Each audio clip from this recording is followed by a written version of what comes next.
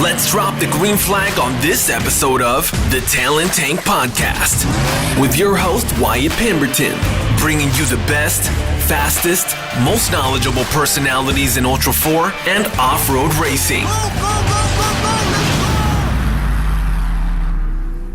All right. Here we go. Well, welcome back, everybody. Sorry for the little delay, leading up into Thanksgiving. There was some scheduling snafus. There was a little bit of a Wi-Fi issue on one end, then Wi-Fi issue on the other end, and then Baja happened, and that just kind of threw a whole bunch of monkey wrenches into the system. But here we are, as you guys dialed in, turned it on, cranked it up, broke off the knob. Looking back at me right now is the very svelte-looking Dave Schneider of Trent Fab, also known as DSI. DSI, how you doing, man? I'm pretty good. How about yourself?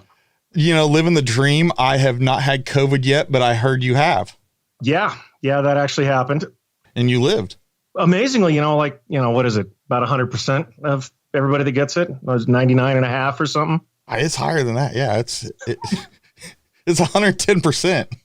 So I gave it my all, 110%. No, guys, right? Yeah, man. So Dave, I think you go back with everybody in the industry easily to the beginning of rock sports. You were easily the beginning in crawling and then racing and then all that with ULTRA4. But today you're still racing a little bit, 4871, but you've raced in all the classes. Basically, if it's a car number and then you add 71 to the end, it has had Dave Schneider's. It's been on a Dave Schneider car at one point or another, right? Shortest stock class, yeah. Yeah, you haven't raced 4500 or UTV. I've raced 45. I haven't raced 46. Is that what it is? 45. Yeah. Oh, yeah. I know you've been in 4471. Actually, I think you were like the first person ever in Best in the Desert to register your number in 2009. I think it was your car was the first car ever registered. Was the number 4471 in 2009?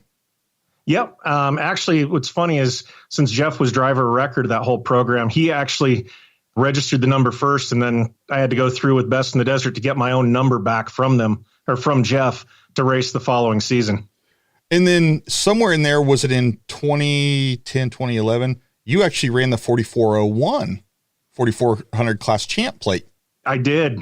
And that was before there was a Hammers class. It was, we could either run basically sportsman, like barely in front of sportsman, or you could race class one. Yeah. Starting V to R09 is when they put the 4400 King of the Hammers class in Best in the Desert. So starting in 2010, it was actually, there was a true 4400 class, and it's continued on every year for anybody that's wanted to run it since then. But seems like after about 2012, 2013, I don't think anybody's actually ran every race for a season since. But a lot of people have stepped in and taken a race here or there. Certainly like Vegas to Reno. There was some guys that made an effort this year. Oh, always. That's a fun race. Parker, I would always see guys at Parker or the Mint. There's always some 4400 guys that will show up at Mint and run in the class. Yeah, man. Well, thank you for sitting down. You hail out of Washington State. Grew up there. Sadly. And then you live outside of Reno today, right? You work in Sparks, but you live in Spanish Springs. And yeah. That's like, what is that? That's a little suburb, northern suburb. Ritzy. It's just churching up Sparks is all it is. Churching up Sparks. I remember hanging out with you, and we'll go back and bridge on this, but I don't know much about Nevada outside of Las Vegas, and then did Vegas to Reno with you. And I remember driving through Mound House and seeing the bunny ranch and like, oh my gosh, that's where that's at. Like I've seen it on TV. That's pretty cool. And that was when you were at Schaefer's and in Mound House, and I came over and visited you once while you were working there. I was in Sacramento for work fairly regularly, but one time I came over, you were prepping for a race and I was going to help you or co-drive with you or something. And I don't remember the race though. It had to have been a Best in the Desert event though. That would have been the Silver Straight 300. It would have been the last race that car did.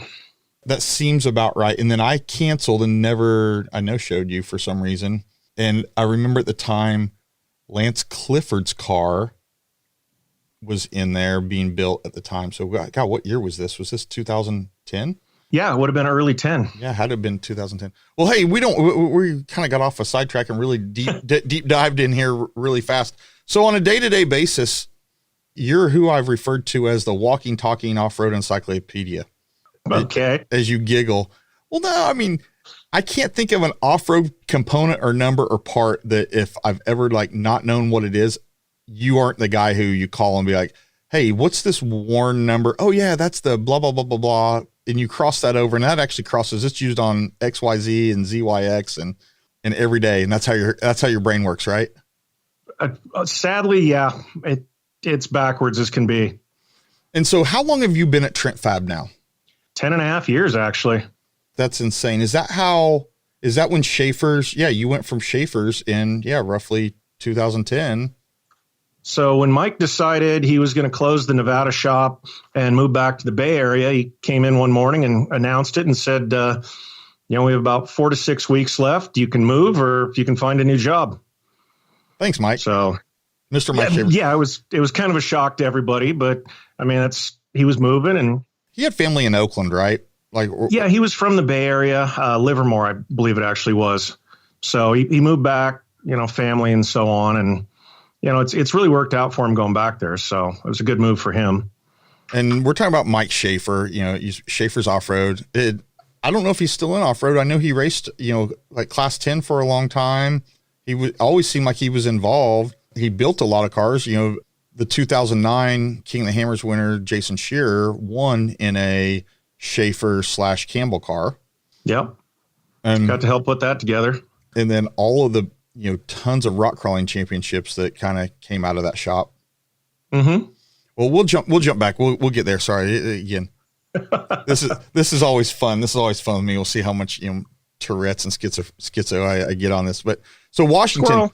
Yeah, squirrel. What? You're, Olympic Peninsula. Mm-hmm. How do you say the name of the town you're from? Montesano, like Insano, Montesano. Yeah. You got to be insane to live there. Well, and then you got out, right? Yeah. I escaped. Now, but you escaped. You joined the Navy. You're a Navy guy? I was, yep. How many years were you in the Navy? It was 6 days short of 4 years when I was discharged after breaking my back. And how'd that happen? Because that's why today anyone sees you walk with a cane. I don't know how long I'd been around you before I realized you had a cane. It was days. Like it really was. It was in Wayne Israelson's shop. But and I thought it was a joke initially, and then I realized. So how did you break your back?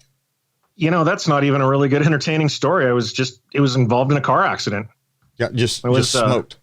Guy got on the freeway, basically what would have been my off ramp, and came into oncoming traffic. He moved from what would have been his left to his right lane, which was me moving from my right to left. And we both moved around the same semi and we're a couple 100 feet apart, both of us going over 80. And it was, oh, this is happening. And no reaction time. And there's only about 80 feet of skid mark and a huge boom. And then you didn't walk away. That didn't work out well for you. Did the other guy live? No, he didn't.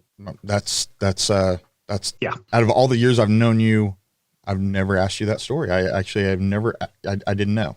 No. I assumed if you wanted me to know, you would have told me. And now today I'm the one who's asking. I'm asking. It's all good. No, I did. I saw as I'm doing, my research and stuff, I'm going through your Facebook and found just fucking hilarious, excuse my language on that one. Just a hilarious meme, a KOH meme that has, it's you with your cane. And it says like, surprisingly, the blind guy's our driver. Oh, I looked like Ray Charles standing there that day, leaned back, looking up at the sky. That one fit pretty well. And sunglasses on is what I saw. It made me laugh and chuckle a little bit. And then, so you ended up after the Navy, after getting out, recovering, from surgery, from getting your, kind of life back on track. How did you end up in off-road? I know somewhere in there you met or knew the S&N Fab guys. What was that whole history and what kind of happened to them? They were these Pacific Northwest badass chassis makers, and then life happens, I guess. Okay. I'll try and follow along with all of that. So I had a 4-wheel drive, nothing special before I went into the Navy, and spent pretty much all of our time on logging roads, just out in the woods. There was way more miles of gravel than there was of pavement in that part of the state, and just basically ran logging roads all the time, clay hills, weird stuff like that. And, I moved back home to Washington after I got out, just, needed some help kind of with some things, adjusting and just kind of get my life back on track. And I had a 4Runner at the time, which that thing evolved into a basket case, straight axle, 44, just, everything you can imagine in it at the time. And, bought a regular cab Toyota pickup to have something a little more creative. And that was when it was called the NWRCA, Northwest Rock Crawlers Association. They held a one-time-a-year event over in Vantage, Washington, and decided I wanted to do that.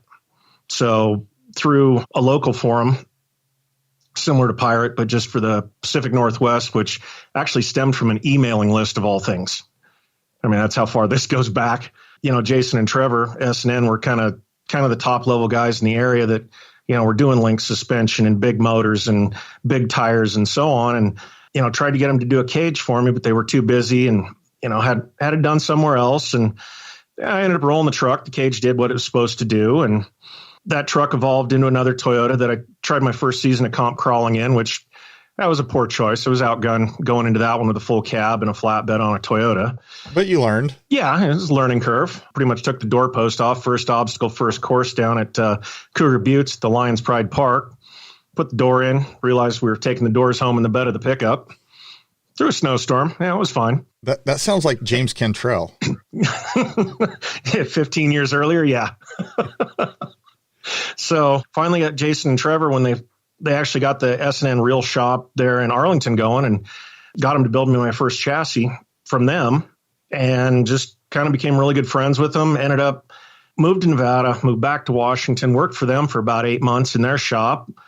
Decided to move back to Nevada because they really just couldn't stand the weather up there anymore, and things just kind of got a little sideways in that friendship, and it was time to move back down. And they built the KOH car that we used in Vita R09, and shortly after that, they just, I've been building buggies and were roommates for so many years, and they just kind of decided they wanted to go their own ways. And Jason went back to engineering, and Trevor ended up in engineering. Jason still lives up there in the Northwest, and Trevor lives down in Sacramento now. So, oh wow, those guys cranked out a ton of chassis for a long time. My KOH car for 09 was, I want to say it was number 76. That's Jason's amazing. was 75, mine was 76. That's truly amazing. And then you raced another one, like after that one's demise. We'll get there. You raced another one shortly thereafter. That was the rental. You referred to as the rental. It's still called the rental to this day. That was actually Jason's car he built for 2009, which was built the same time my 2009 car was. I'd worked at Torchmate when there was a merger with Schaefer's for a while, and I worked in the offices at Torchmate. So I had Mike in the tech department there. Mike Aiello. Yeah, Farva. We designed, my idea, he put it all to CAD, and we cut out the side plates to it with the dimple holes, the whole bottom, all the link mounts and everything in it. And I hand carried that up to Washington when they started my chassis. And then they built kind of a one-off car into that subframe for me and did away with their B-hoop design and some of the other stuff to Eurobar the roof line and make a couple other changes in the tube structure of the car. Just aesthetically more than anything. So a squirrel moment here. In the course of your career, how many cars do you think you've had a hand in? Oof. 100? Well, since I've been at Trent Fab, we put out over 150 chassis. From a carryout chassis to a turnkey. So maybe we're probably 200, 250. That's a lot. I don't think that. I'd probably say 160, 170. That's a lot of off-road and miles and miles right there. It's a fair bit, that's for sure. Yeah, what the hell are you drinking? I drink this. That is a room temperature beer. Wow. So I tried this pickle beer over Thanksgiving. It was the worst thing I've ever had, but that's what I envisioned my face looked like each time I took a swig of that pickle beer, Martin House pickle beer. Your face looks like it's terrible. I keep forgetting it's room temperature and picking it up. Yeah. Slow learner. This is true. Oh gosh. When you were in the Navy, what was your MOS? Well, it's a rate in the Navy, but I was an AO, aviation ordnanceman. Okay. Aircraft, weapons, bombs, missiles, rockets, that kind of stuff. You just load them. So I worked in a couple different divisions. worked in bomb assembly, did a brief period of time with flight deck crew, and I also worked in ordnance control as far as logistics, elevators up and down, just what goes where, what gets assembled, how it gets put together, who moves it, and so on. Kind of got bounced around a little bit. I ended up with really, really bad shin splints so far twice in my life, which, running up and down ladders and trying to run, just pretty much doing anything, not sitting down all day is pretty miserable. So that kind of got me the desk job out of that. So you're a carrier guy? Yes. Oh, what was the carrier you're on? So I did the pre-commissioning on what was called the John C. Stennis back in 1995 out of Norfolk, Virginia. And I wanted to stay on the East Coast when the World Cruise time came up. So I did a duty swap with someone from the Enterprise who wanted to go back to San Diego. Okay, cool. I didn't really want to go to San Diego. Hey, the weather's beautiful there, though, man. Everyone says if in hindsight, I should have. Yeah. Life would have probably not changed too much for you. It probably would have. You still would have probably ended up in off-road, maybe more desert earlier on. Yeah, I mean, had I gone on that world cruise, I wouldn't have been in the car accident. So it's kind of one of those, alternate endings to a story deal. I don't know. I think you, no matter what, I think there's some belief in that or whatever destiny. I believe there's destiny. I do believe in destiny to an extent. I believe some of your stories written, but I think you can have detours, tangents, but I still think you come back to the mean. I think if you were going to be an off-road racer, you were going to be an off-road racer. And I think you've been an off-road racer. So, well, I grew up, my dad, my uncles, I was at a motocross track when I was 6 weeks old and spent most of my younger life, pre-elementary through kindergarten, early elementary school at a motocross track almost every weekend for, up till about the 80s, up into the early 80s.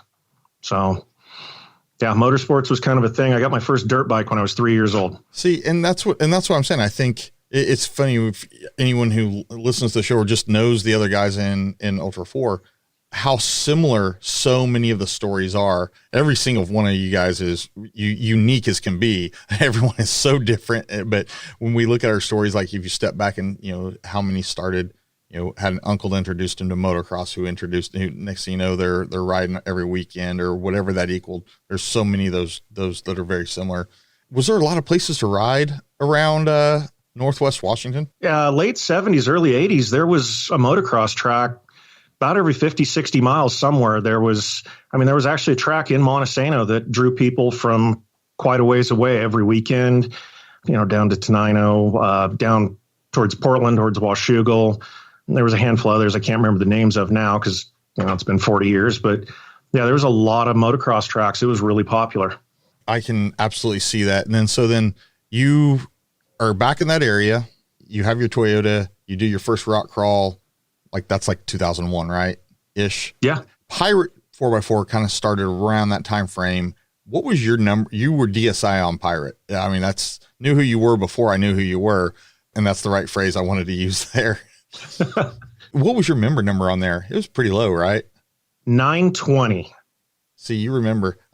May of 2000. That's solid. That's a solid ass number right there. I think I was 30,000, 31,000, but now there was 300 when it finally, I think it's still going, but let's just say there was a mass migration. Yeah. Social media killed forums. And then that still sucks. Social media still sucks. It's so much worse than the forums. I would rather go back to Pirate. No one wants to go back. I said, make it great again. Right. Yeah, I don't know. So the early days of you getting into crawling, then you end up with the chassis and you're kind of working your way through. I don't want to use the right words of bouncing from job to job, but you moved several shops, and they were some very legit shops in the early days. From S&N to Schaefer's to Trent Fab, and in those moves, you learned some pretty cool stuff all the way through there. And this is where I go back to complimenting you on being the off-road walking, talking encyclopedia. You started building that and, honing your game. Seriously, you're a subject matter expert on anything four-wheel drive all the way back. You can remember a bearing race that you put in the, right side axle on somebody's car 10 years ago. Yeah, I think I've actually overloaded my brain to the point now I actually kind of have to pause and think on things like that. It doesn't roll out as easy anymore. Old age. And we'll go with that. We'll go with that. And a little bit of Coors Light mixed in the middle there. And It's not that I haven't hit my head about a dozen times over the years either. you used to have this soccer ball helmet. Still have it. That thing was amazing. So there was a KOH video. You know, Yep. was that in Outer Limits or Spooners? Spooners. It was in Spooners. God, look at my memory. My memory is going too, but I still remember this. You guys were out of the car. The camera is on you. It's in the dark, and your helmet was on top of the car. You guys go, and the helmet comes off the top of the car and bounces under, and you didn't know it was a helmet. It looked like someone had a soccer ball out there just rolling around, kicking it around. Yeah, actually the intercom and the pumper, if you watch, it swings under the car, but it doesn't hit anything. And I just reached out and grabbed the hose and picked it back up because we lost both lockers on the first trail of the day. And we ran and we finished 36th that year, open on 37-inch General Trophy truck tires. That was a hard fought day. And just, Spooners was the last trail that year. We were at the bottom in one of the notches, and I kept falling off the line because I didn't have any locker.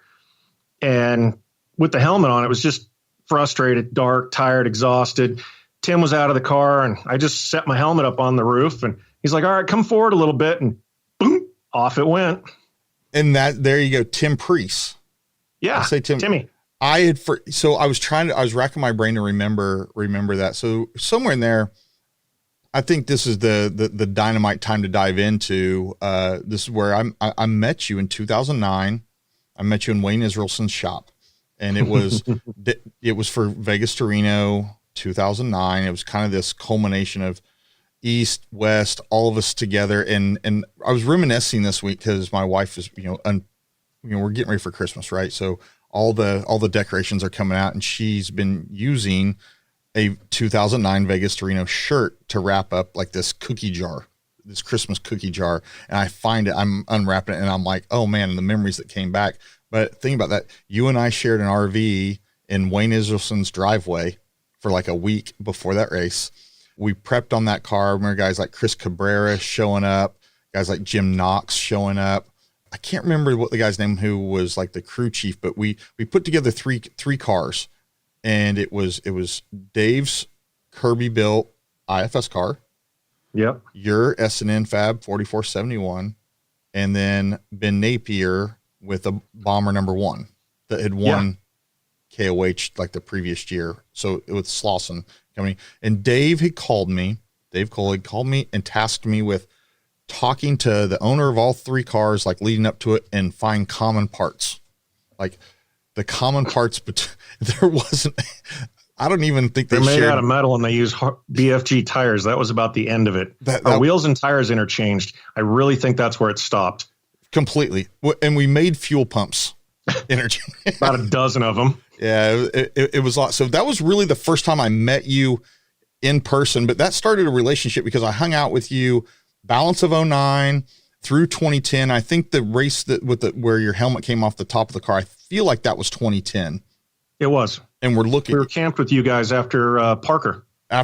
So let's talk about Parker really quick, because that was the Parker of the year. It started raining. Right. We're in the middle of the desert. I mean, this is the freaking Parker, Arizona. I mean, it's total desert, and it starts raining. It just didn't rain a little bit. It wasn't like sprinkles. It started like downpouring. And a lot of that race course is through washes. A lot of cars flooded or didn't make it or whatever. And then there you are, you guys come through, you throw it in 4-wheel drive, and you're just like fording rivers and like riding rapids in the dark, lights bouncing off of white water. And you and it was Tim Priest, right? Yep. Freezing. And the only word here is your nuts. You guys froze your nuts off. Oh, it was bad. Well, the worst part was where the master kill was, one of the leads was kind of folded over, and it had finally vibrated and broke loose, and we lost the ignition right about the time the rainstorm started.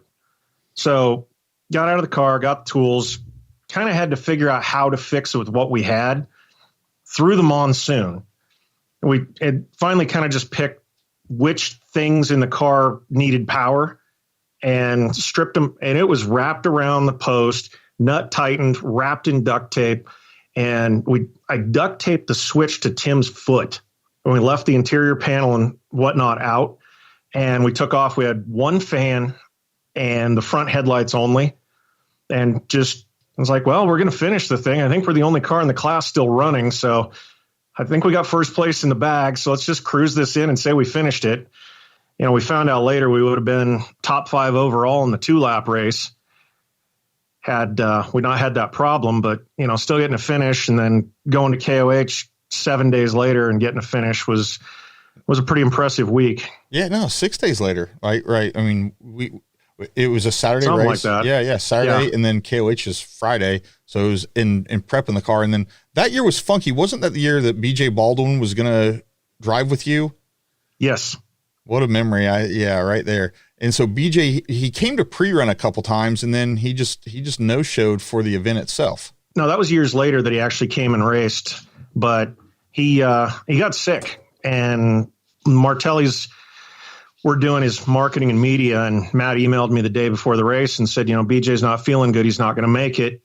It's like, oh, well, I don't have the cash in my pocket to pay the entry fee. I thought that was covered. I guess I got to talk to Dave and Jeff.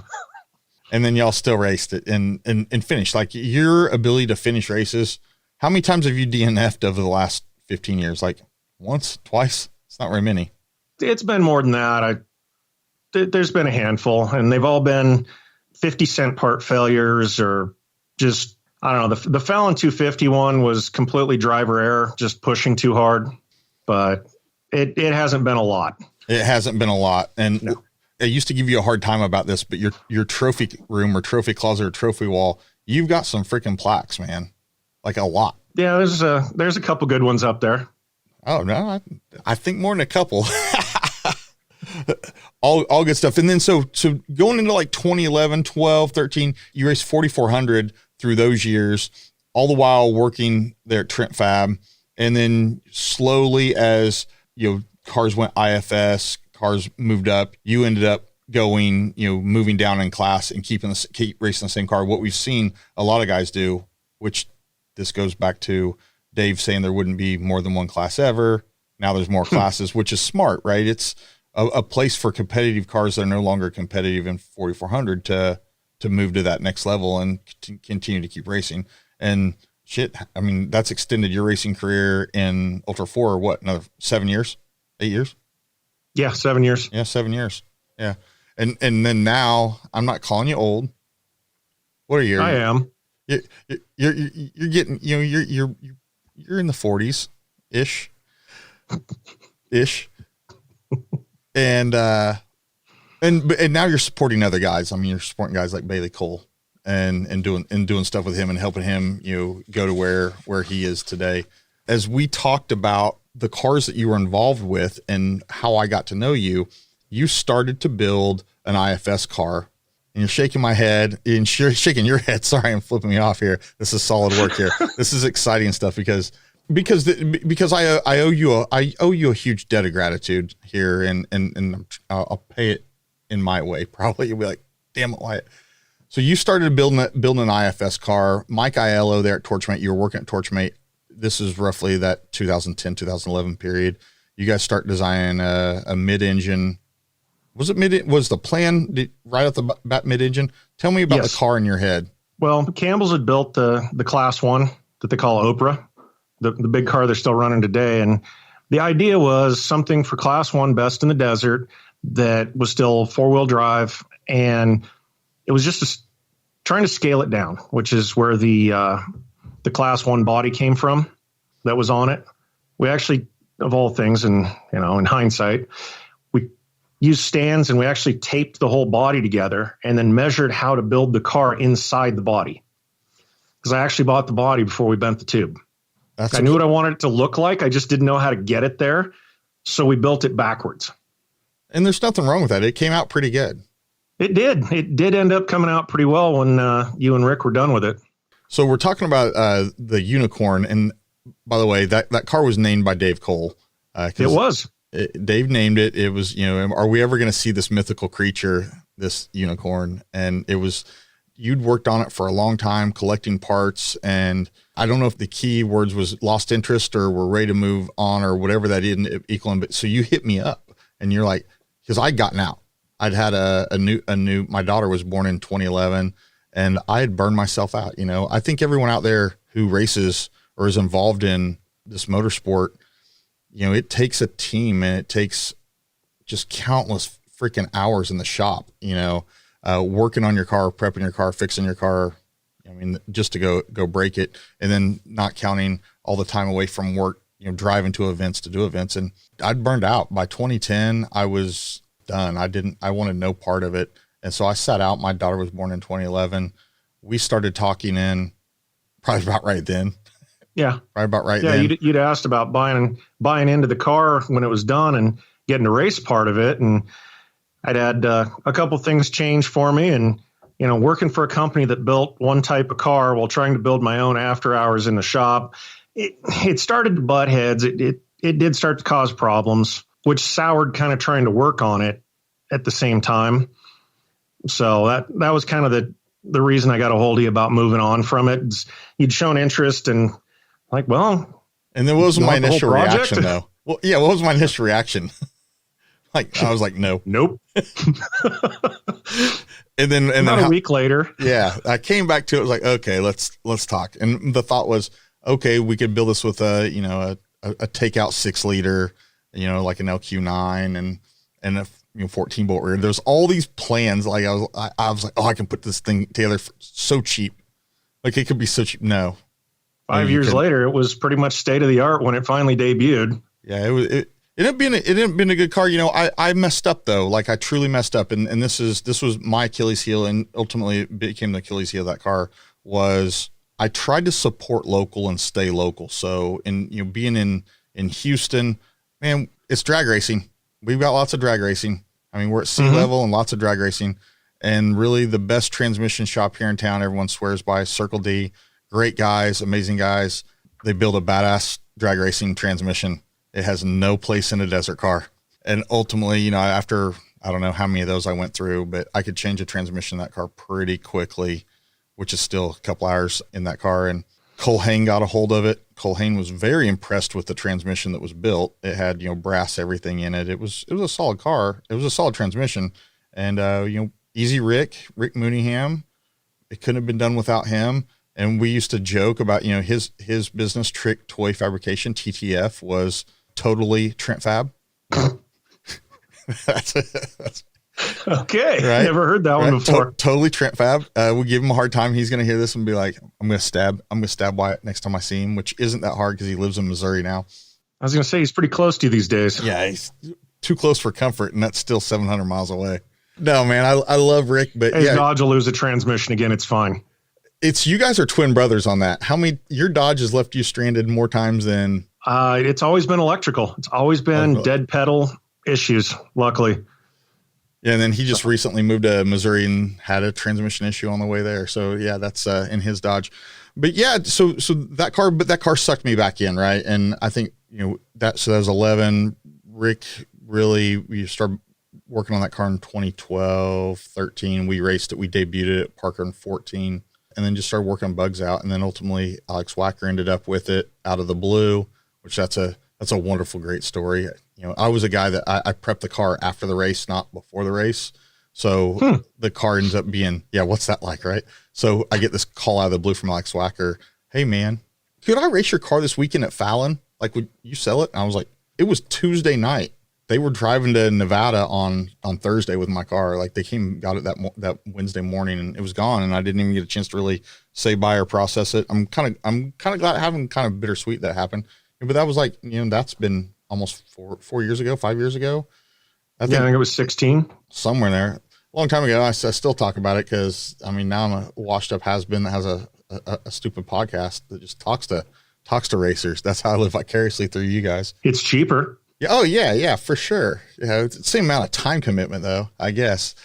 But I heard some cool stuff though recently though. You know, so Alex took that car. It got reworked a little bit by Rick for Alex's taste. Then I don't know what he did, but he caught that thing on fire at some point. Then it got shoved outside. It was a bare metal car. Now it looks like, it looks like a tetanus shot, but it's owned by a North Texas guy named Josh Hess.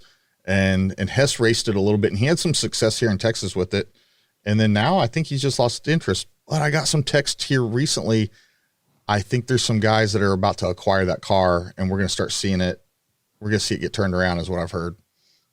Okay. There's some guys that want to race all of the Mexican races. So all of Baja, all score. Oh, that car would be perfect for that. It's long enough. It's low, wide, long. It's 125. It's like 90 wide, and it's low. It's a ton of room inside. That's a roomy ass car for as small as it is. We actually went out and I sat in the seat of my '07 Dodge, and we measured the floor, the seat height, the leg room where the pedals were, and the steering wheel. And when we started figuring out the seat to the floor to the bulkhead in it, it was mirrored off my daily driver pickup.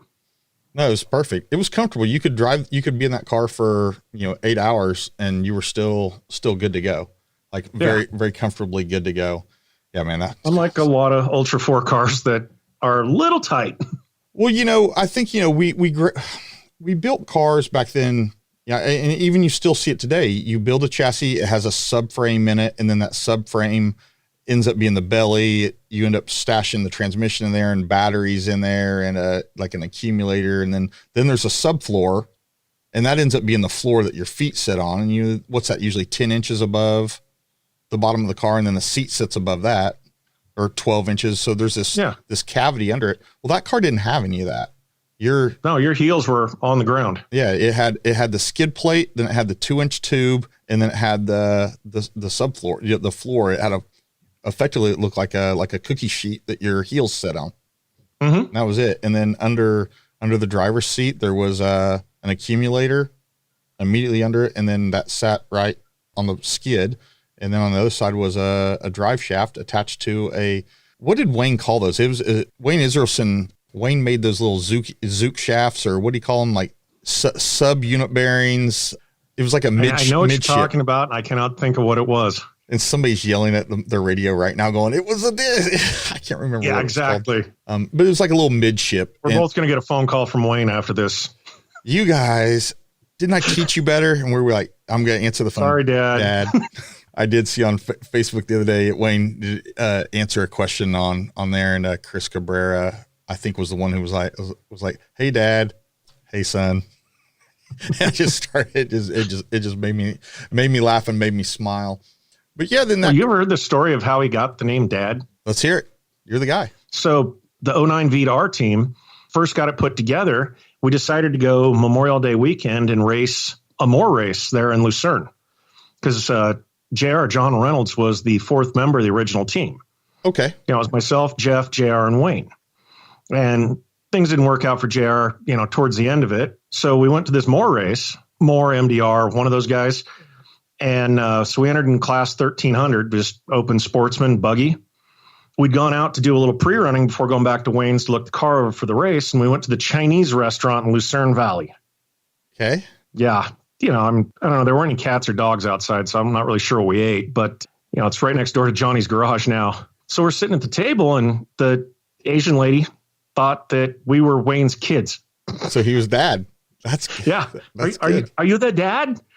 And he just looks at us with this, Wayne didn't swear or drink or anything back then, and just had this just sour look on his face. And it's like, whoops.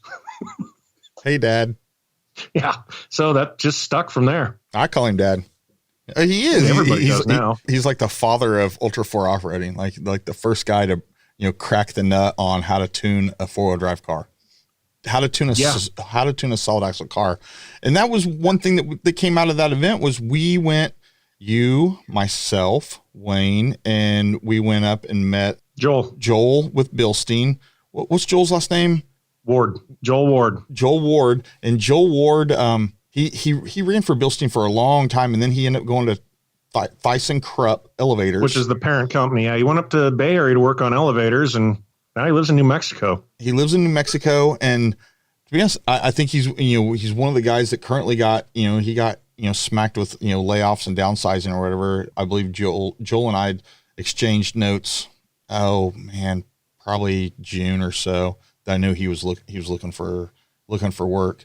like a lot of people, right? I mean, that's kind of how it is right now. It's kind of disaster. But so we go out, and I remember we went to Jean, Nevada, just there across state line from Prim, Jean, and we pull off. And what is that? Is that pit 3? I think that's pit 3. That's what I refer to it as, of the Mint course.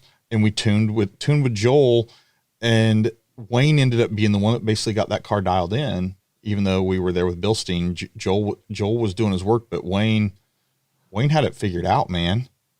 Yeah, he sat back and just watched from the sidelines and just kind of, I don't know, he figured, I guess he fixed the glitch.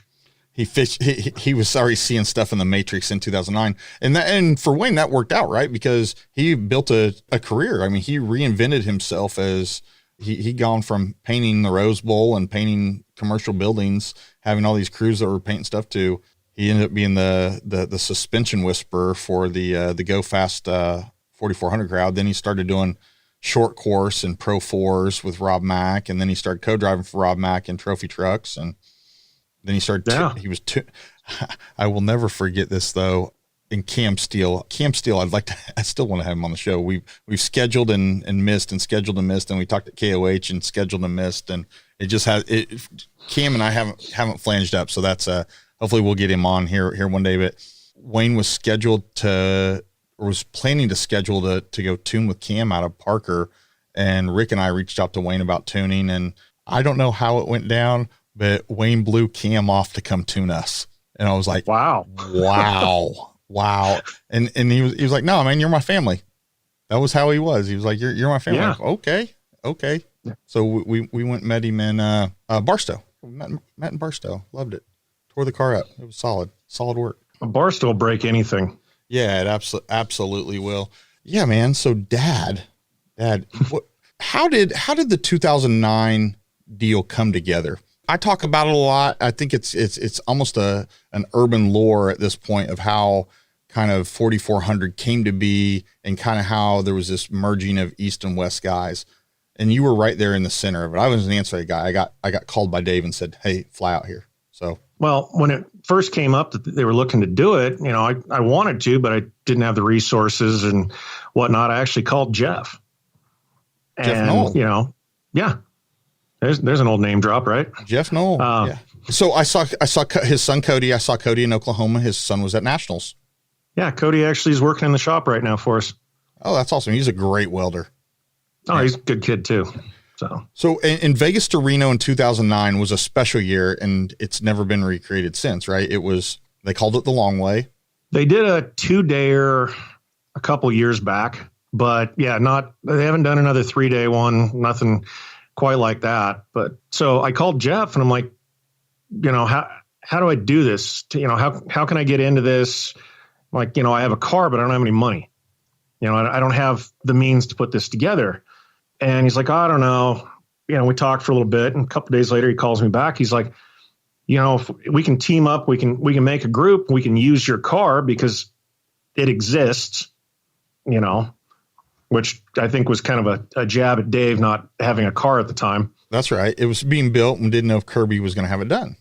Yeah. So, Jeff got together with Wayne, and, I brought JR in at the time, and, we kind of worked that out to put it together. And then that grew, and then they started putting out the feelers, and I don't remember how that came to be. I don't remember who all they called or how they called, but I ended up in a chase truck, Jeff Knoll's Super Duty, which it was a nice truck. Yeah, it was a nice truck. We didn't do anything to it. Like, we just drove it. It was fine. It was the same as he gave it to us. We gave it back. We didn't tear anything up. Man, you would have thought we murdered his firstborn and everything when he just said we destroyed his truck.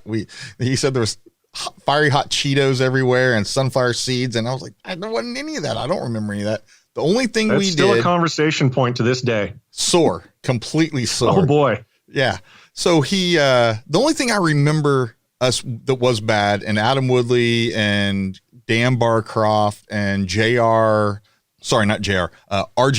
Brown. That's my dyslexia kicking in there. RJ Brown and Jeff on day 2 broke down in the middle of nowhere, and we went in with. They caught the car on fire. Don't forget that part. Did it catch fire there? I remember. Yeah, I don't. It was just a flash up, but yeah, it was just after the driver handoff, and they took off out across that big lake bed, and another fuel pump failure, and lit it off. But after we recovered them, and it was late, it was, let's call it 10 p.m. in the dark, and we had like a 3-hour drive and guys worked on it all night long. Greg Mulkey was there cooking food for everybody, but we're leaving, and I was driving, and Adam Woodley, is in the passenger seat in the front, and I think we're 3 wide in the front and 4 wide in the back of this crew cab. I mean, yeah. And Jeff and RJ, they have their fire suits. They didn't have shirts on underneath. It was 130 degrees outside. And then at least go put yourself in a race car. So we're stinky as hell, and we're stuck, like bare skin, stuck to bare skin in there. And these bunnies, these suicidal effing bunnies, we're driving, and Jeff had all these chase rack lights on, and we're going down the highway lighting it up like a football stadium, and hauling the mail with your car on the trailer behind us, trying to get to where, get to Hawthorne, maybe? It was Hawthorne, yeah. Get to Hawthorne to repair the car. And these freaking jackrabbits, they'd run out in front of the road and just stop, and we would mow them. I want to say we killed 100 rabbits. Like, there wasn't hitting the brakes. You weren't going to check up. Nope, send it. And Woodley is like, dang, man, what's up with all these suicidal bunnies? And to this day, I have his head, that whole voice in my head talking about these suicidal bunnies. I ain't never seen nothing like this. Man, Adam, ain't none of us seen anything like this. Nope. But yeah, so I think Dave put together that team, like calling everybody. Ridgway was on that team. Ridgway was Dave's other driver. He burned the car down, car burned down with him in it. I don't. Yeah. Who was the co-driver for Ridgway? I racked my brain. I couldn't come up with that. I don't remember. Yeah, I couldn't come up with that. And then you had Napier and Randy Slauson, and Mike Slauson was Randy's co-driver, and Ben's Dave Camp. Dave Camp was the other Australian. Yep, the other Australian. That's right. See, I remember that. And then the day before, yeah, I don't know. That was a race. We weren't prepared. That was a learning curve for all of ULTRA4, and our fueling systems and deadheaded rails. How much, we came out of that race, and Wayne redesigned a racing rail system, and pretty much everyone ended up, converting to that. We were rock crawlers. In 2009, we were still effectively rock crawlers. Oh yeah. And just trying to learn to go fast, and I remember seeing, it was a video with, it was an interview. It was a video interview with Rob Bender Park, and he was standing in his shop somewhere in California, and he looks over his shoulder, and there's a trophy truck, or a 7200 truck or something. It was a desert vehicle. And then on the other side was a rock crawler. And he points at the desert car and was like, I mean, this car has, 40, 50 years of technology behind it. There's rock crawler. Well, we've got 5 at that point. Right. So just now, so I posted, just this past week on, the Talent Tank Insiders page, like, what's the next big thing, right? We've finally seen tech flowing from ULTRA4 to trophy truck, right? We see 4-wheel drive trophy trucks. That was stuff that we used to get laughed at for. Well, I mean, the Herps did that 4-wheel drive truck several years back that, I don't know, it was short on front wheel travel, and it weighed a lot. And it never worked. It never worked out. It wasn't successful at all. No. And then I recall, rolling into that station casino parking lot for Vegas to Reno, sitting in the front of Wayne's motorhome, and Andy McMillan he's a hot driver, and he was young. I won't say at the time, I don't know how old Andy is now, but however old he was then, but early 20s. Yeah. And he laughed. Oh yeah. He pointed and laughed. And I was of this fruition that, everyone knew the McMillans, even, I was all the way from Texas, knew who they were and what their trucks were. And I was like, he's laughing at our rock crawler that we're coming to race him. And then what year did the Rock Donkey thing come out? Because Pistol Pete was at that event, right? I think that was KOH 09, 08 or 09. And then they raced Baja in cars, maybe 10 or 11 or somewhere like, and that's where the Rock Donkey Racing kind of came from out of Dave Cole. Yeah, no, that's actually what he named his team. Yeah, Rock Donkey Racing. Yeah, it was actually kind of funny. Because of Pistol Pete. Yep. It was a good slide. It was kind of funny. It was great. Yeah, no, he named his team just, I don't know, it was funny. Yeah, we got off on a lull there. Somebody needed to refill their beer. And it wasn't me.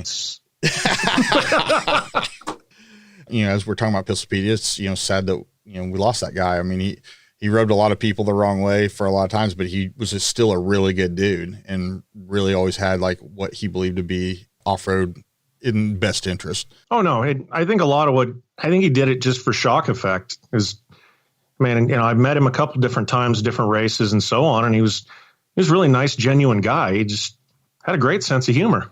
He was loud. And the hair banned for life. So I played blackjack with him at one of those races. He was a fun guy to have at your blackjack table. He was a good dude. Speaking of good dudes who I met through you, the Grasses, Mo and Jeff Grass. I haven't heard from either of those guys in years. I think Jeff burned himself out. Like at one point there was one King of Hammers. I think he had it was like 13 or 14. I think he had like 13 or 14 motors in the main race. It was it sounds about right. And it just killed him. He was just working way too hard and it just didn't work out for him. Last I heard, he's got a mini bike track, little mini bike races in his backyard, but it draws like hundreds of people and a big entry. I didn't know any of that. I just followed his Instagram for a while. I haven't seen anything from him in quite a while, but he was working on, classic cars and old hot rods and stuff. He was back Midwest for a while, and now he's back in California. Well, I think his daughter was going to the University of Arkansas. Is that what it was? Or was going to school in Arkansas, so he was back here a little bit. I skipped somebody in there that I wanted to talk about, TJ Flores. Yeah. As we were talking about the unicorn, you and Mike Aiello, Mike being the design guy that was at Trent Fab at the time. I'm sorry, was at Torchmade at the time. And did Mike have some hand in the TTB car? Yeah. Mike actually drew the initial renderings for that. This is a little bit of a disputed story, but I actually still have the email to prove it. That was drawn back in 2009. And there's an interesting fact that if you take a tape measure to the front of that TTB car and my old original 2009 S&N chassis, the frame rails are the exact same measurement. It was based off of retroing beams into the front of that S&N car that we ran in V-R. Oh, wow. Okay. So Mike had done the basic renderings and had kind of gotten it figured out in 2D, but it never obviously progressed past that. But, he drew it while he worked at Torchmate, so it kind of belonged to Torchmate. Fair enough. The car we're talking about is the one that it was raced by Torchmate Racing with JT Taylor as the driver. Yep. He won Reno with it. The second Stampede, the long one. And then it went to Clyde Stacy with RPM Racing, and Robbie Gordon raced. Did Robbie race it 2 years in a row at KOH? Yeah, the 1 year he blew the motor on the lake bed not far in, and then the following year he rolled it at the top of Wrecking Ball. And which one did he helicopter out and leave Lance? Oh, that was the one they blew the motor up on the lake bed at like mile 30. Yeah, Lance, you can hang out with the car. Sorry, Lance Clifford. Yeah, I got to go back to North Carolina. Yeah, Bye. I'm out. And then was there a falling out with Robbie and Clyde? I never really heard, but the car languished. It didn't get raced for. I don't really know. I've heard different hearsays, but I don't know any of the details with it. But JT got lucky enough to get it back somehow. And then he sold it this week. For the second time. Right. So we talked, I how much to say about this. I still want to know who bought it. Well, I know, actually, you just don't know that, the guy he sold it to wired him on the first time, a week ago or whatever this was. And he drove to, and this guy was doing it right. Rented a house in Lake Havasu and was going to use the car and get used to the car between now and King of the Hammers. Cause he was going to, it came with an entry spot. So he was going to race it. And this guy raced in the past. JT met him in Lake Havasu City to drop the car off. And the guy had a full on panic attack. never drove the car, never got in the passenger seat. It was my understanding from JT, and it just didn't work out. And I think he felt really bad, but he just like puking panic attack over what that equaled. And for me, I'm like, man, I just feel totally bad for the guy. I mean, the rest of, we romanticize things in life for sure. And I think he had romanticized getting in that car and racing that car. And then when it actually came to a reality of it sitting there and he was going to have to get in and it's sitting there rumbling, big motor, and just like, oh crap, no, I'll kill myself in that thing. Sorry, dude. No, it's a fast car. So JT was worried, he called, I think I called him first and was like, dude, what happened? Because we just talked the day before about it. And he said, yeah, the issue, he goes, now, he's worried about the quality of the car. Like people are going to doubt the quality of the car, right? Because the guy backed out. Right. And I'm like, oh, no. I absolutely do not think that about the TTB car. That thing is a very documented pedigree. All the people and partners, there was no expense spared when Torchmate built it. Nope. Then you go through the owner, who worked on, Jesse Haynes working on it. And then you look at who's raced that car. Then it went to RPM, it's sitting in a stable with geyser trucks. It's got to look nice. It's got to be nice. It's going to be up to par. Robbie Gordon raced that car on numerous occasions. It is above board, JT. I don't have a problem with that. We get off the phone, not even 30 minutes later, text sold. Yeah, I saw it pop back up and it was like, oh, okay. Yeah. And then, what's there? Sold.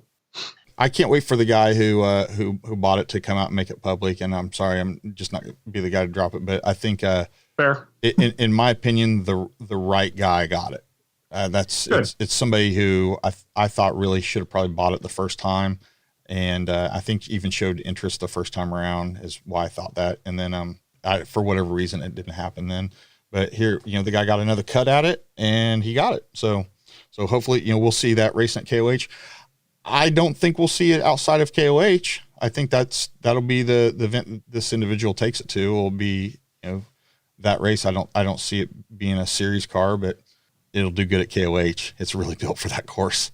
It's really built for that course. Yeah. Yeah. So what are your plans for KOH this year? I sold the Legends car that Bailey'd been racing that was originally the Crawl America car. I sold that to father-son had a Northern Oregon. The father, Brett, actually bought Napier's Penhall and never raced KOH. Had been down there a couple times, was into some big tire bouncer stuff on the West Coast here. They came out to KOH last year and finished 8th in Ben's old car. His son turned 18. His son had been doing some bouncer stuff as well and doing pretty well at it and wanted his son into ULTRA4. So I went up to Oregon over the summer there with the COVID and lockdown and all that stuff. This buffalo farmer up in Central Oregon made a 12-mile loop in his 300-acre field. No kidding. It was a $125 entry fee. It's like, okay, go drive a car that I own. Go have some fun. So I went up there and, met the Harrells and, he decided he wanted to buy that car for his son. So I'm going to work with them next season with the Legends car and the Penhall both. And again, with Doc Jones, another Legends car that we built out of the shop here. And well, that car pretty much lives in Reno. We store it, we prep it, we transport it for him and so on. So, and I met him in Oklahoma. He's a chiropractor out of Montana, Wyoming. Yep. That guy's a cool dude. What's his first name? He is Jeremy. That's it. Jeremy Jones. Yes. I hope Jeremy hears this because we met in Oklahoma and he walked up and we were talking and I got introduced to him and he just was full of cool kick-ass stories. And that goes back to the, birds of a feather flock together. Granted, we're in a rock field in Oklahoma at a race. So of course, you could throw a stone and hit another race. So that's kind of how it was. So you'd already flocked together, but yeah, man, that guy was very, very, very cool. And we talked about his Trent Fab car and the success that he's had and how quickly he's had success because of, quality equipment. Yeah, no, he didn't spare any expense when it was built. And, every car has a bug here or there. And, it was a learning curve for him to get into it there, the start of the first season, but yeah, he's really done well with it and taken off. And, he was third in the series last year, second this year. Yep. Won NorCal last year. He won the Baja race last year, the first one ever. He won nationals the year before as well. So he's not shy about getting it on top of the podium. He's building a very, very quickly building a name for himself, which for me, when I hear a name like Jeremy Jones, God, I feel like I'm not that old. I'm 44, but I don't feel that old. But I feel like a name like Jeremy Jones, I picture like this 22-year-old kid, right? And this guy walks up. That's what he acts like. Yeah, he's got that ambition, and just he's so amped up and just so lively that he's like he's 22 years old still. Yeah, fair enough. I mean, the question is, if you're a chiropractor, do you have to have another chiropractor to do work on you? You do, right? You can't do your own surgeries, right? A surgeon can't do their own surgeries, right? I actually know the answer to that question. He has one other doctor in town that practices the same techniques that he does, and they actually adjust each other. So they have a deal. Yeah. They secret handshake. They work on each other. Yep. That's one of those statements where, when we talked like pre-record, I said, if you ever say something that comes out like awkward, can you want to restate? Yeah. No, I'm leaving that one alone. Poor Jeremy Jones and his chiropractor buddy there in Wyoming. Yeah. So I mean, come on, it's Wyoming. They have rubber boots with Velcro in them. Right. Velcro gloves, right? Yep. Man, so I want to ask you some questions about Bailey Cole. Sure. And what we've seen today out of Bailey Cole, Bailey is, the son of Dave Cole, owner of the ULTRA4 series. But we've seen, Bailey is really over the years has really come into his own. He's racing 4,400 now. He's having a lot of success. He's a very fast driver, unless you throw a pond out in front of him, and then it's another story. But he's becoming. So that happened.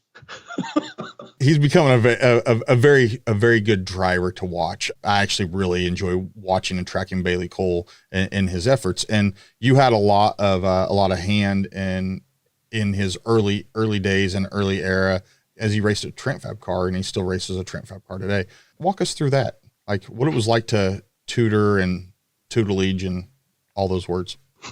So I kind of decided in the 16 season I was just going to hang it up. I had some personal life problems and some other issues that year, and I just kind of got burned out. And I talked to Bailey at the Fallon race that year, and told him I probably wasn't going to race the following season. And I didn't think much of the conversation. A couple of days later, I get a call from Dave. He's like, "Are you really going to?" I'm like, "I just going to step back, take a little time off." He's like, "Well, would you work with Bailey? Would you let him race your car? Can we put a program together?" Okay. All right. And so we met for Thanksgiving weekend on down at the Hammers, and threw Bailey in the car blind. And he's running 94, 95 miles an hour up Wayne's Wash, talking on the radio. And Dave's like, "No, we got to slow him down. That's not going to happen. That's too much." I was like, "Well, looked pretty controlled from here." And, because Bailey kept going to races, and it wasn't that he wasn't in a good car. It was he didn't have the support. He didn't have the pit crews.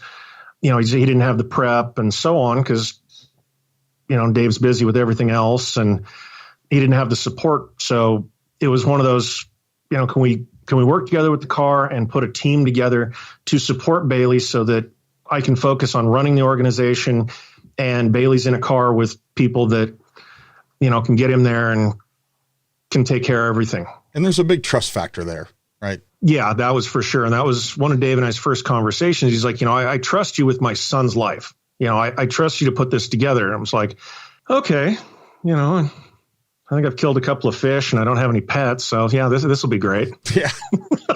Hey, you've been good with dogs though. You've been solid with dogs. You've got a dog now, China. Yep. Yeah. She actually just ran out of the room here. Cujo. Pretty much. Yeah. So yeah.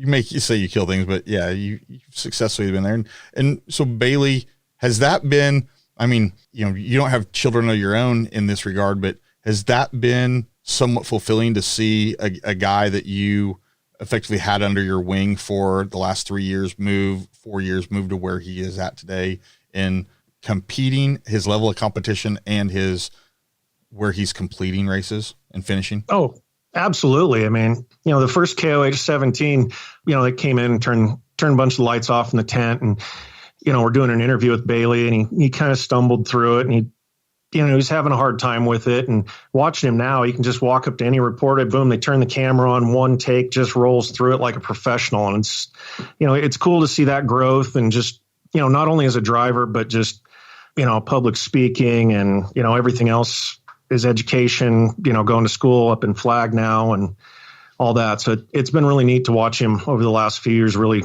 mature and grow that way. And he's got a solid girlfriend / are they engaged yet or close? I don't believe so. I don't believe so. I don't think so, but she's been a huge help for him as well. She's got a great personality and she's fairly outgoing and is quick to correct him if there's something going on. So doesn't miss a race. She's pretty awesome. Yeah. She doesn't miss anything. No. Dots I's, crosses T's, make sure he has his junk together. Pretty much. Yeah, that is good stuff. Well, it's been pleasant to watch Bailey's progression, and I knew a lot of that came out of the Trent Fab, studio, the stable, whatever. You guys build solid cars all the way back to that crawl cover with Derek Trent and the red 151 chassis. Is that what it was called? That was actually 100 proof. 100 proof. That was a Tahoe car. And just airborne in it, it's airborne. It's like, wow, these guys are doing some, cool stuff out west way before we even considered thinking we were ever going to go to California to race. And little alone did we think we were going to be going there every single year in February. So that seemed just a wild story. Back when Tom Ways was racing, wheeling that orange Leverett car that was that car. And then you guys have cranked out how many, 150 cars since you've been there? That seems realistic. That seems totally real too. I haven't actually updated the list in a while, but it was at 146 last time I updated it. We have 8 active projects in the shop and a couple of left. So we're over 150, 155 range right now. And so in the shop today, where you guys are at in Sparks, what's Derek's role today? Well, after Derek has to answer the phone now. That came from a customer related issue a few years ago, but for the most part, Derek bends all the chassis. He does all the tube work himself. Yep. That's the one thing he really likes. He's real good with the hands-on, the Lexan, like we make splash boxes for going to the East Coast because they're front filtered cars. So a little intricate, making the little detailed pieces like that. He's real good with that kind of stuff, but he really likes doing the tube work and, basically the chassis assembly things. And he's real meticulous about everything is square. Everything is right. Everything is exactly where it needs to be. That's where I was going. I knew that was, what his mentality is and where he's at home out there. And then you're kind of the captain up front, making sure that parts are coming in, parts are ordered. You're riding vendors' asses. I don't know how you do that. Have you not gone crazy? And you have all your hair or most of it. Nioxin. I don't know. Every once in a while, it's one of those, all right, step back, take a breath. Don't lose it on anybody. Nice part is since we started working with Bailey on the race thing is we've actually kind of branched a race program in-house, which is pretty much my program. That's more my side of everything in there now, but while still dealing with the admin, vendors, and so on as well. So I knew you did that or at least I thought, Brian Wood, 4477, back when Brian was regular racing, was that a kind of under the wing tutelage thing as well? To a point, yeah. Yeah. Met Brian back in 2012 at Hammers and just kind of became friends from there. And I let him actually race the original Top Shelf at Stampede a year later. And he, got himself a KOH spot and had to hurry up and get himself a car ready. And then that's how that happens. And then next thing you know, you're selling cars. Yeah. I know there was a guy that was working for Rick a long time ago, Mark, that ended up kind of coming up and working for you guys for a little bit and then ended up just not liking Reno at all and came back down to Havasu. But yeah, outside of that, I don't know too many people that have worked at Trent Fab, but you guys bust out some damn work and some beautiful cars. Yeah, we hit a little bit of a slowdown here, just backlog of stuff. And, we're down to one person that can do finish work and turnkeys up until about 6 months ago. So, anything that involved tin work or aluminum, interiors and whatnot, those projects really, really took a time delay, unfortunately. But, rollers, chassis and stuff like that still go out pretty quickly. But yeah, anything that involved aluminum, or finish work really, unfortunately, kind of took a back burner just due to lack of manpower. And, like Mark, not like in the Reno area, the cost of living here is, it's not inviting for somebody to come move here for a job in this industry, because this industry doesn't pay as good as a lot of others do. And the cost of living here is, we're turning into California so fast, it's painful. So is that something that's on the horizon for you or for Trent Fab? I think this is a good segue. You're building a new house now, right? Trying to. How's that been going under COVID? COVID's almost got me defeated on this one. Kick your dick in the dirt. Oh, it's bad. When this whole thing started, the county just closed the office and said email only, unless you're a contractor or a realtor, they don't respond. So what should have been a 60-day close back in March was 6 months for a piece of dirt. Yeah. There was a lien on the property that the seller's agent didn't disclose. And just, if it was a hurdle, they threw it out in front of us. Just so whatever to slow it down, a bureaucracy grinding to a halt. Yeah. And then, funding, VA loans, new construction loans have all kind of gone into this weird, we don't know what we want to do right now. We're not really going to work with that. Let's see what the future holds. And it's like, okay. While people's lives are in limbo. Yeah. Yeah, that's, but I have a beautiful view up on a hill to go take a lawn chair and drink a beer and watch a sunset. Now, so your current house, though, I remember when you moved in there, and that's been a lot of years ago, and you used to have this, again, amazing view, and now you have a view of another subdivision. I have a view of a charter school. Yeah. Yeah, I had a view that went all the way out across the highway, and like from the porch off the master bedroom here, I can actually see the new property where the new house will be on the hill across the highway. Oh, that's nice. So you're not moving too far. Nope. Stone's throw away. I didn't want a neighbor, 100 feet away, and with, multiple trailers, my toter, everything else I've got, it's a track home side yard access. And, it never fails. Whichever trailer is the one in the back is the one I need next. I think you've said that in the past as well. And then then whichever one you moved to get to it, by the time you were able to move it back, you already had like a letter from the HOA. Luckily, the HOA thing has died off. I'm not the newest person on the street, and I'm not the one throwing backyard parties at 2:00 in the morning. So they don't look at me anymore.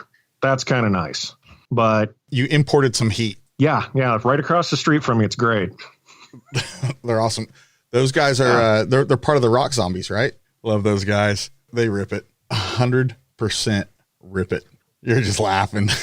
It's because you go to bed too early, you old man. Yeah. So there's that. Yeah. Oh man. So what's next for you? If you get the house built, what's next for you in racing? You've had a lot of goals, and you've checked, and you and I talked about this a decade ago about checking boxes on racing and racing experiences. What races haven't you checked? What goals haven't you checked the boxes on for off-road for you, or just in racing in general for you? I've only ever hit the podium at KOH once, and it was third place. That's really the last one to check off. I got a series championship. I've won other races. And so the lake bed's the one that's eluded me. It's eluded a lot of people. Hell, Dave, you've got finishes though. And a podium there, even at third. There's lots and lots and lots of people that have never finished that race. Yeah, there is. And, I don't know. It's the one thing I'd like to check off, but I was looking to do the 4,500 class again this year, but I don't own that car. So kind of working with a car owner, and, he kind of wants me to buy the car from him. And until I can, get a little further on the house thing and whatnot, I don't really want to part with the funds. Yeah. You want line of sight, right? No, there's nothing wrong with that. You want line of sight on, there's so much uncertainty right now. Well, let's even back this up a little bit. KOH 2021, hashtag KOH 2021. Do you think this thing's going to happen? In some way, some level, I believe it's actually going to go off, but how many people are allowed on the lake bed, or, how many feet apart we got to stay, how much, face shield with a mask and, a ventilator system and an oxygen pack, and who knows what else they're going to force you to wear. But I was just down in the lake bed for Thanksgiving, and that was the biggest Thanksgiving weekend turnout I've seen on the lake bed in the years that I've been going down for a Thanksgiving weekend. not a bit of any required rules in sight. Yeah, which was kind of nice. It's like it doesn't exist. I'll tell you, like where I'm at in Houston, it doesn't exist. I mean, it doesn't exist except for it exists from the front door of a restaurant to the table, and it exists in a grocery store. Those are the only. The mask thing just isn't. It's just not enforced. I mean, I fully believe the virus is real. Please, no one don't hate me and say you're putting out I'm dispelling whatever. No, I believe it's a totally real virus, but I also believe what we've seen is 99.997% survivability rating. It's a virus. Ultimately, as a herd of humans, we all need to get it. Yeah, herd immunity. Yeah, and unfortunately, that's the only thing that is for sure in this country is death and taxes, right? And none of us live forever. Mostly taxes anymore. Yeah, mostly taxes. And that's the thing about life. What they say, don't take it so seriously. No one gets out alive. Exactly. Well, don't get me wrong. We all want to live as long as humanly possible. But you should be able to, I don't know, take your own precautions. If you have asthma or you feel that you are high risk, don't put yourself in high risk situations or what you believe is perceived or whatever the TV tells you is a high risk situation. So my concern about KOH 2021 is we're 8 weeks away, 7 weeks away ish. 50 something days. I saw Levi's counter on Instagram today, like 54 days or something. I'm glad I didn't see that because that's not very many days.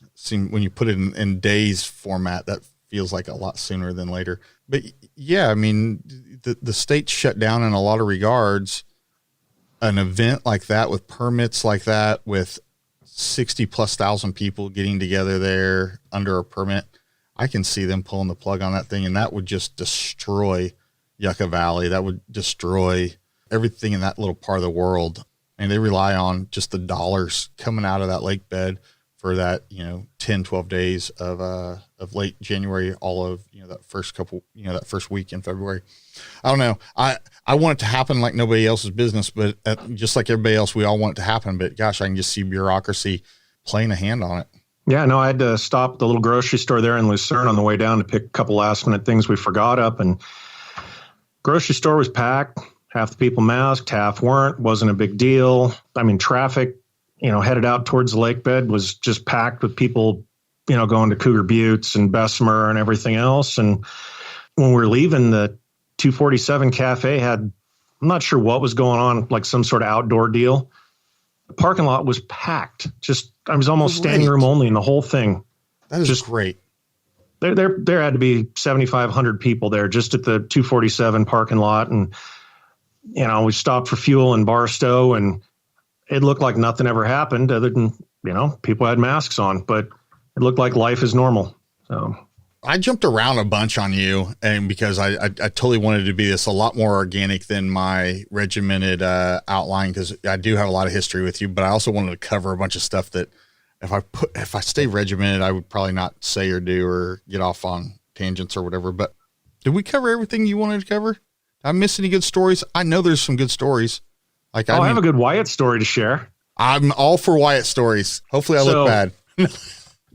So while we were at Wayne's house getting ready for V2R, and we went up to Barstow, and the rear housing cracked that day. Okay. Do you remember that? Yes. And having to re-weld the rear housing. So we got back to Wayne's and figured out a fix and putting it together. And you're like, oh, yeah, we get this done. We go get some barley pops. And Wayne, just straight as could be, turned around. There will be no alcohol in my home. I don't want that around my family. And you just, like deer in the headlights, kind of got flush.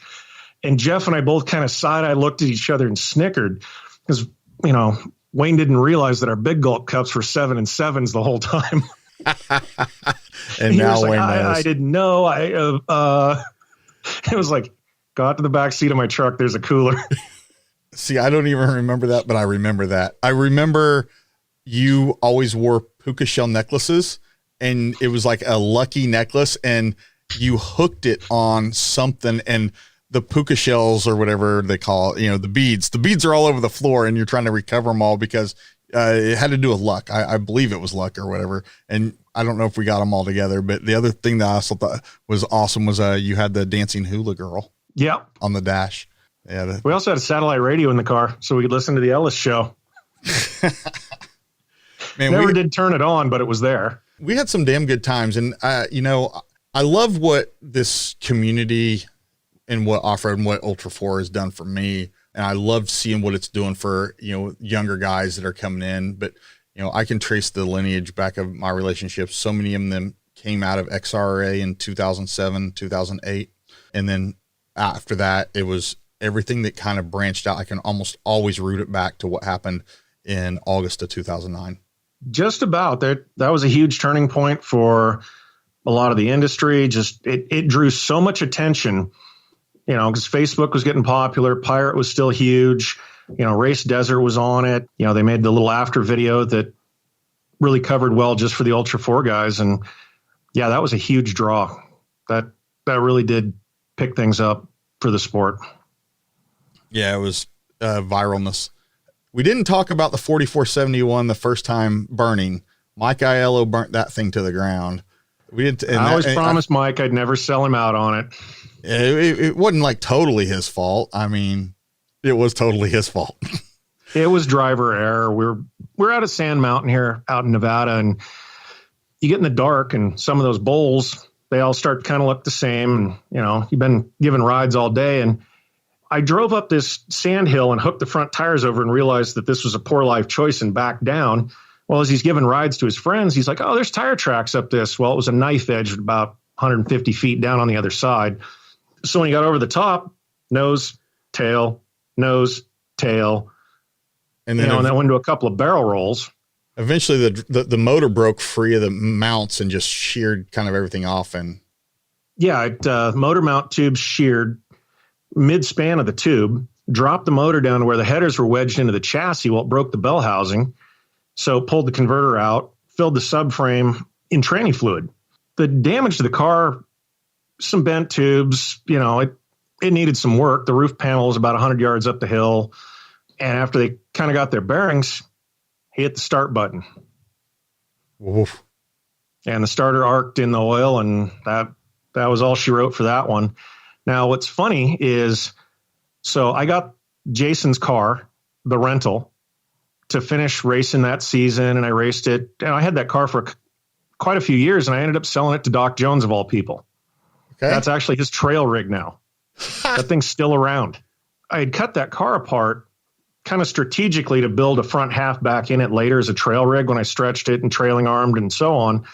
Well, after the crash, the back of it was bent up. So I cut it back apart and sleeved the original rear half back onto the front, put new A-pillars, and reattached the shock towers.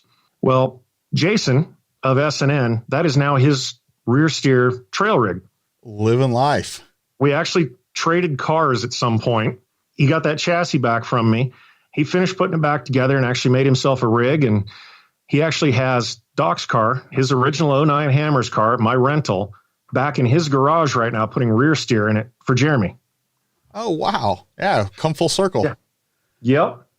So have you guys seen a revitalization in crawlers? Yes. Yeah. The trail wheeling seems to really be making a big comeback, especially with Sand Hollow getting so big. More people just wanting to recreate, not so much race. The trail cars, there's a lot more interest in them. And I'd like to say we have one already, but I have a drawing of one. I just need to actually get somebody to turn it into a reality. Right. So well, that's what it's felt like to me. A lot of my friends, well, I don't blame them for getting out of racing. It's expensive and time consuming, but man, we do love it. There's a reason why we do it. I mean, absolutely sure love of the adrenaline and the chase and the heat and chasing dust.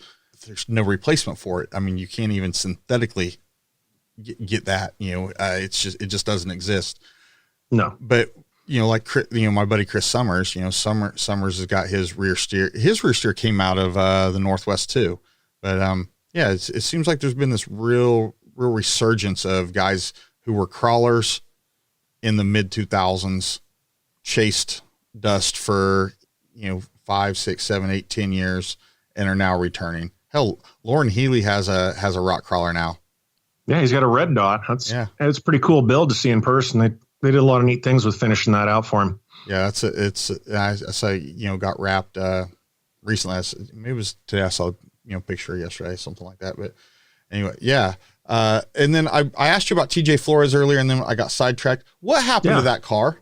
What happened to that 4400 car that TJ finished out that you guys started?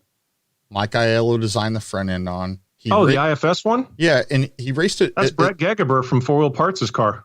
Is that the car that Bender and him broke their backs in?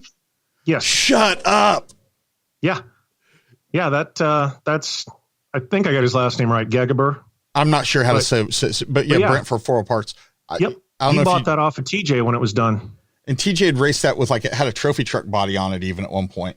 It was a Pro 2, Pro 4 body that he trimmed down and hung on it. And he actually raced it in trophy truck at the Silver State 300. And he was actually 4th on the road when the rear driveline failed, and did an around the world under the car and pretty much took all the plumbing out of it.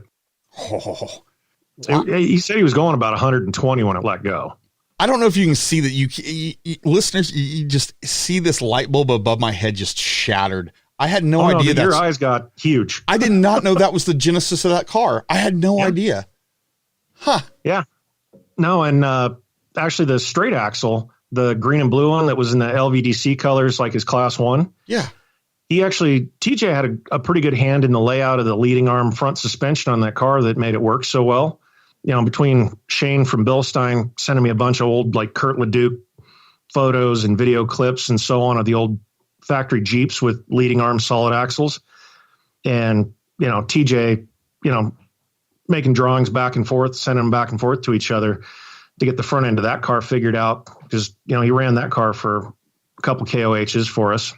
Wow. Okay. Well, I'm kind of glad I remembered to bring that back up. TJ was a lot of fun to work with. He just liked to go to bed early. Yeah. He got up at 3:00 in the morning, but if the sun went down, he was gone. Completely. Man, I don't want to end on a TJ Flores story, but did we cover everything you wanted to cover? I knocked out everything I wanted to. I had a good time.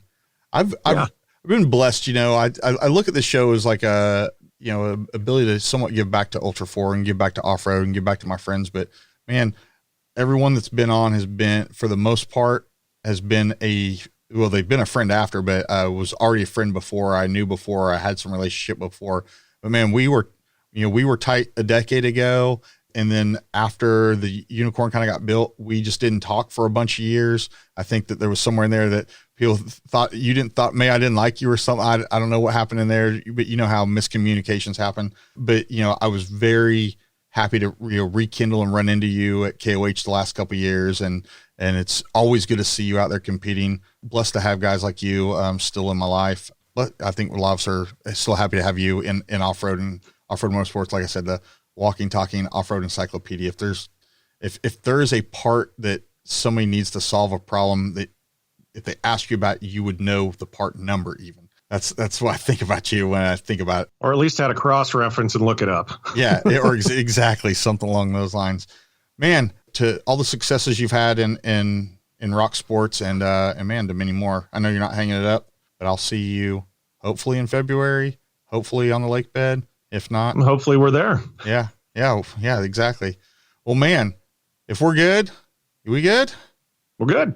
Man, guys, I hope you guys really enjoyed this episode with Dave DSI Schneider, man. It was a good trip down memory lane for me. I enjoyed it. Dave, I hope you did too. I did. Thank you. Yeah. Well, on that note, guys, we're out. Thank you for listening and taking a dive into the Talent Tank. Please like and subscribe on Instagram @The Talent Tank or our website, thetalenttank.com.